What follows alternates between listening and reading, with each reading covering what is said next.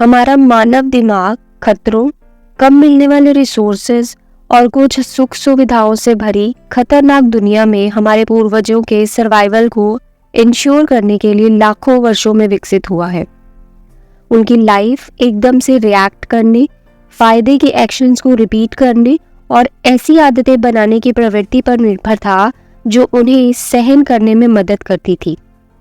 उन्हीं इम्पल्सेस और इमोशंस में कई इम्पल्सेस और इमोशंस अब हमें हमारी मॉडर्न लाइफ के लिए विनाशकारी आदतों की ओर मजबूर करके हमें भटका रहे हैं।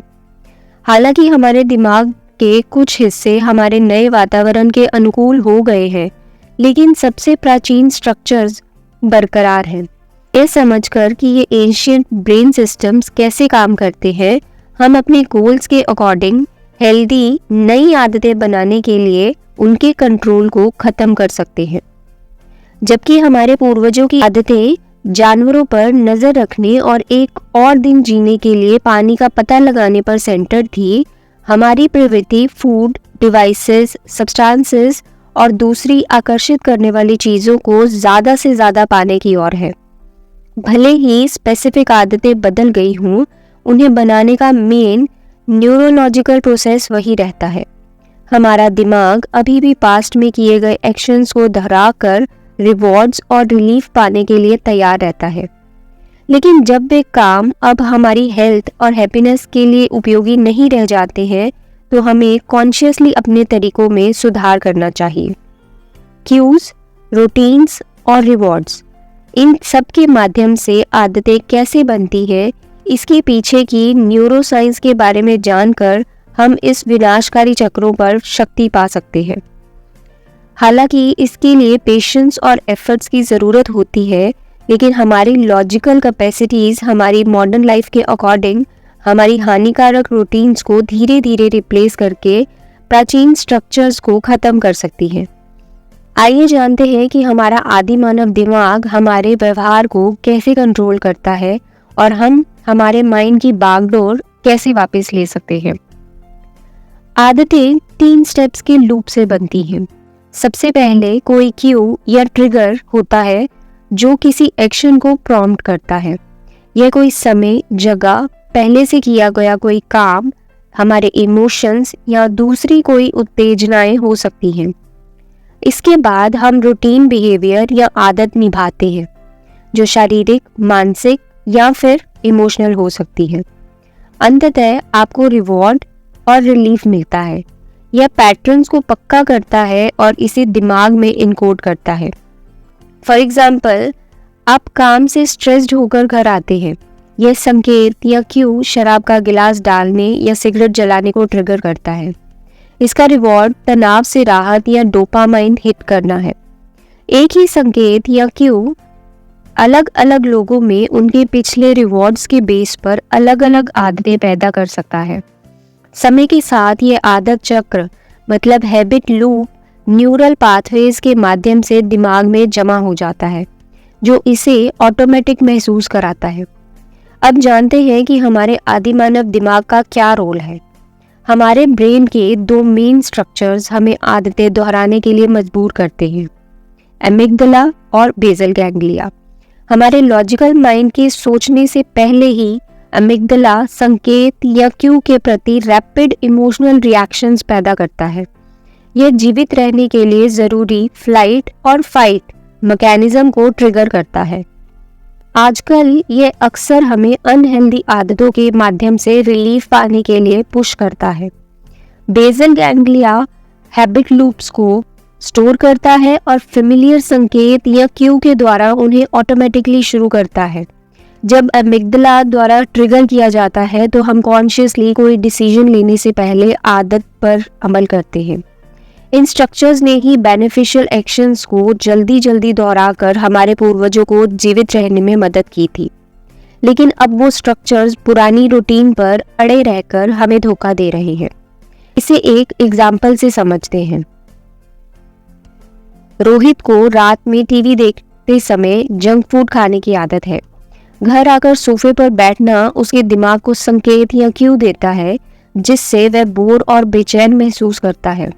उसका एमिगडला इन इमोशन से बाहर आने के लिए जंक फूड की क्रेविंग्स जगाकर रिएक्ट करता है। उसका बेसल गैंग्लिया एक्टिव हो जाता है और ब्रेन से जंक फूड खाने का सिग्नल मिलता है और रोहित बिना सोचे समझे पैंट्री से चिप्स का पैकेट ले आता है। एक आदतन रूटीन जो समय के साथ उसकी क्रेविंग्स को सेटिस्फाई करने के रिवॉर्ड के माध्यम से शामिल हो जाती है। घर पहुंचने का संकेत या क्यू, जंक फूड खाने की रूटीन और तनाव से राहत का इनाम मतलब रिवॉर्ड, इस हैबिट लूप को समझना इसे बदलने की दिशा में पहला कदम है। अब सवाल ये उठता है कि हमारे आदि मानव दिमाग को रीवायर मतलब ठीक कैसे करें। हम लूप्स को बदल करके आदतों को रीवायर कर सकते हैं। हमें अपने क्यू, रूटीन और रिवॉर्ड को पहचानना है, फिर एक अच्छे एक्शन के द्वारा वही रिवॉर्ड पाने के लिए अपनी रूटीन में बदलाव करना है। फॉर एग्जाम्पल, क्यू को मॉडिफाई करना।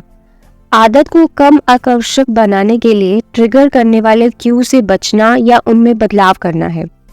नई रूटीन बनाने के लिए जब रोहित घर पहुंचता है तो वह सोफे पे बैठने के बजाय किसी और जगह पर बैठ के म्यूजिक सुन के रिलैक्स कर सकता है। फिर है फ्रिक्शन इंट्रोड्यूस करना। बुरी आदतों से बचने के लिए उन्हें करना थोड़ा सा मुश्किल बना सकते हैं।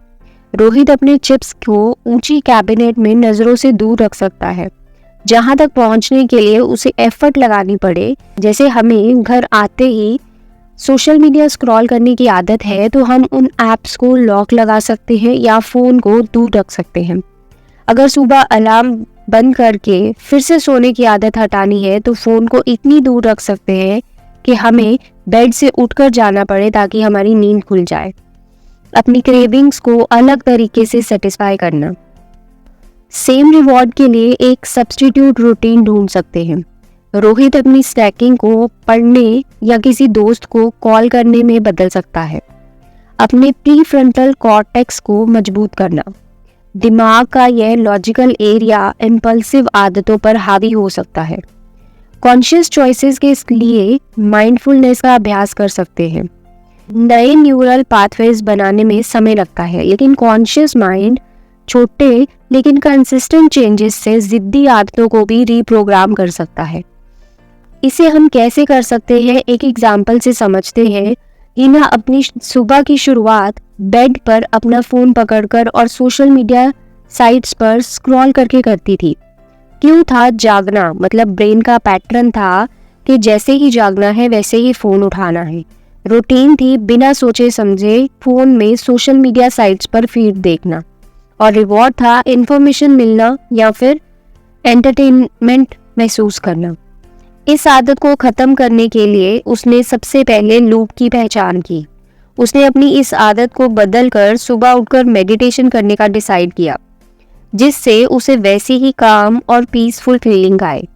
इस नई रूटीन को मजबूत करने के लिए हिना ने अपना फ़ोन रात में ऐसी जगह रखा जहां से उसे पकड़ने के लिए एफर्ट लगे, जिससे उठते ही फ़ोन चलाना इनकन्वीनियंट हो गया।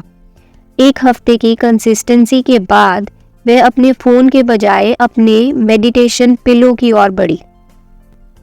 हिना ने हैबिट लूप को पहचानने और जानबूझकर इसे दोबारा करने के लिए अपने लॉजिकल माइंड का फ़ायदा उठाया। तो अंत में हम यही कह सकते हैं कि हालांकि इसके लिए एफर्ट्स लगाने पड़ते हैं, हमें हमारी पुरानी आदतों की और मजबूर करने वाली प्रवृत्तियों पर काबू पा सकते हैं। हमारे ह्यूमन ब्रेन ने मजबूत सर्वाइवल मैकेनिज्म विकसित किया है जिसने हमारे पूर्वजों को अच्छी हेल्प की, लेकिन आधुनिक दुनिया में वही मैकेनिज्म अक्सर हमें भटका देते हैं। अच्छी खबर ये है कि हम अपनी उच्च रैशनल एबिलिटीज़ का उपयोग करके हानिकारक लूप्स को बदल सकते हैं और उनकी जगह हेल्दी रूटीन्स को धीरे धीरे फिर से स्थापित कर सकते हैं। जबकि हमारे ब्रेन के सबसे प्राचीन भाग अभी भी हमारे स्कल के बेस पर स्थित है, हम अंततः अवेयरनेस की शक्ति से अपनी गुफाओं में रहने वाले ब्रेन पर भी कंट्रोल रखते हैं।